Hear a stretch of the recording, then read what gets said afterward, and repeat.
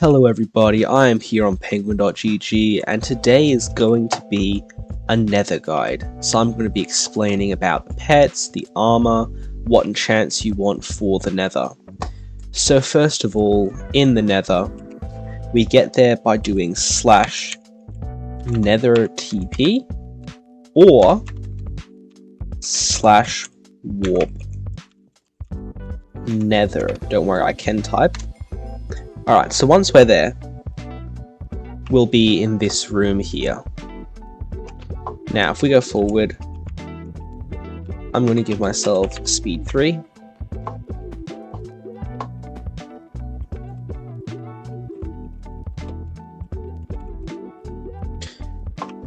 And as you can see in here, it's a pretty cool looking area.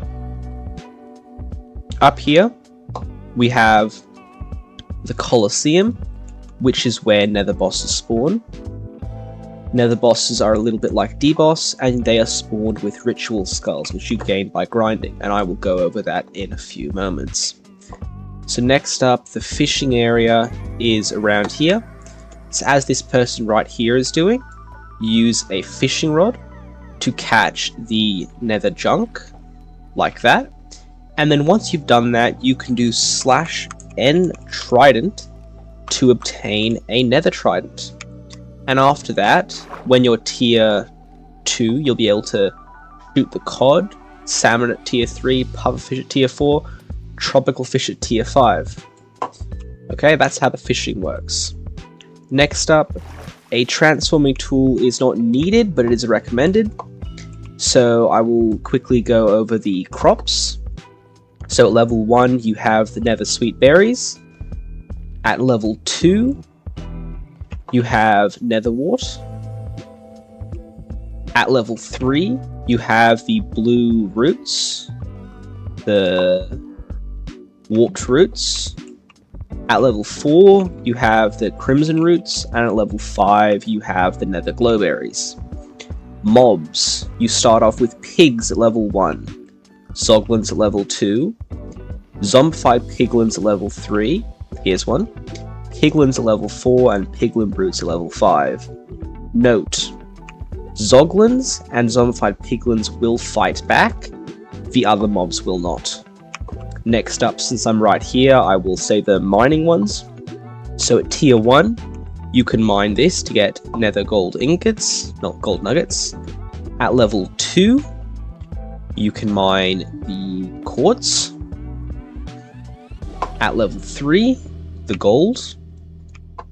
At level 4, you can mine the ancient debris, which you want debris smashed on your pick, because with that, a single click or a single instant of going over it will instantly mine it.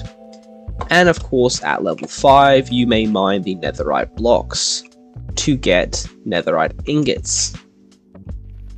Note, there used to be a way to get nether wood in here. It doesn't work anymore, they removed it. Next up, for trees. The tier 1 tree is the brown mushroom, which you come along and you can break. At tier 2, you can break red mushrooms. At tier 3, you can break the blue nether trees, which this is why I'm using a transforming tool, because it has efficiency 6. With efficiency 5, it is considerably slower to break this. I did not realize how good this was. I only just got the transforming tool yesterday. So, and then level 4, you have the red nether logs, the crimson stems. And then at level 5, you have the chorus fruit, which you can just break quite easily, just like that. Now, there are 2 main methods to grind in the Nether.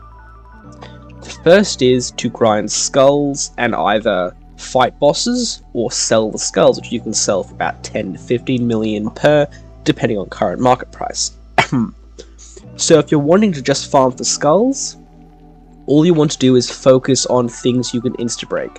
So you want to be farming crops, you want to be farming trees, mushrooms, you want to be only farming things that you can break the maximum amount of in a certain time period. Now, the other method is to level up. Now, in order to level up in the Nether, you can see where you're at by doing /n stats. And this will tell you your current level and how to get it.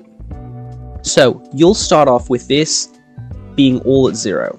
So that means in order to get to the level 2, you need to chop 500 brown mushrooms. You need to mine 100 gold nuggets, 500 crops, 100 mobs, 100 fish. Now, do not be discouraged. The fish for level 1 take insanely long because you have to actually sit there and fish. Now, once you've done that and you've completed the requirements for level 2, you will run the command /n unlock, and it will open up a little window with a red and a green button, and it'll tell you how many sky coins it costs. In total, to get to level 5 of the Nether, it costs around about 2 million sky coins. But bear in mind, the Nether does give you quite a large amount of sky coins, especially while farming, so you don't need to worry about having 2 million before you start grinding the Nether. So that's how you level up. Now, the next part is the Nether contributing, but I would not really recommend you worry about this because with how they've changed it, the sky coins you have to pay and items can be contributed by anyone, so really, unless you're right there as soon as the Nether unlocks, you won't need to worry about that. Other people will do that for you, and if not, just do /n contribute the items, and life will be good. So, the bosses. The bosses are withers, which you want a certain set of pets to fight them because they're quite annoying. So note, defensive armor will help you deal more damage to them. It does not give you extra hearts, and it does not increase the chance of ritual skulls or anything. It's just pure extra damage. So, to spawn them, you left click, and when it hits 16, a Nether Titan will spawn. Now note, unlike D-Boss, there is no cooldown. As soon as the last skull is placed, the Titan will spawn instantaneously just above this respawn anchor. Now, as far as enchants go, what you really want is Backstab, Dual Strike, and Force, as well as Sharpness 6. There are no enchants really to help you deal more damage to the Nether boss as far as I know, but the pets you really want, I'll just equip the pet preset for it. What you want is an Iron Golem pet to give you strength. You want a cow pet to reduce the amount of time you have wither for because the thing will wither you constantly. And then you want a heart pet. Some people will change this up and they'll swap one of these two out for a cat pet for the jump boost, because the strategy to deal most damage to the Titan involves critting it or just absolutely spam clicking with the sword. On average, on a Titan, if I do, say for example, 2000 damage, of that damage, maybe 200 of it, if that, will be with the bow, the rest will be with the sword. The sword is the strategy.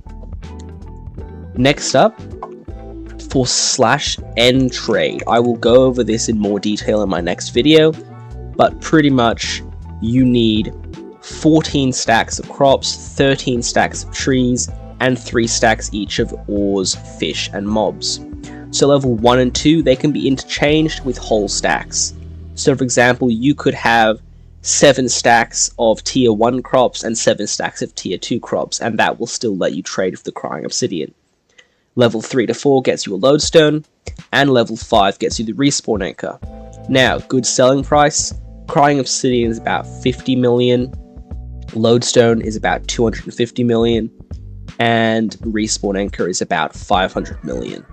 Again, I will go over that in more detail in my next video. Note, in order to trade, your entire inventory will be full of the items to trade. So that means you won't have any weapons or gear or anything in this section. The whole thing will be full. Now for just general nether grinding, you want just a pretty basic pet set, which will involve a silverfish pet as high level as you can, a zombie pet, and if you don't have penguin, I would recommend a cat pet for speed to get around. Since I'm penguin, I use a blaze pet. Note, the blaze pet's time is not used up until your hour is gone. So you do not have to have the blaze pet in there to start with, because first of all the game uses up your hour and then it will use any from blaze pet. So feel free to leave the blaze pet out, put the cat pet in, or something else if you want to have that. And then when you're about to run out of time, just chuck the blaze pet in there.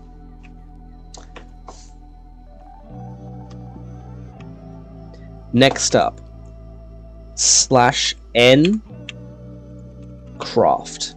Alright. I think that will do it for this nether guide. That's pretty much all you need to know. The nether time, you get 1 hour per day, which resets. Well, for me, you can do /n time, and it'll tell you when it next resets, how much time you have left today, etc. Note, if you die in the nether, like to zombified piglins or zoglins, etc., you don't lose your items, you don't lose souls, money, anything. I think if you're unranked, you might lose XP, but I don't think so. So just be careful of that. And there is a lava pool there if you have lava fishing unlocked.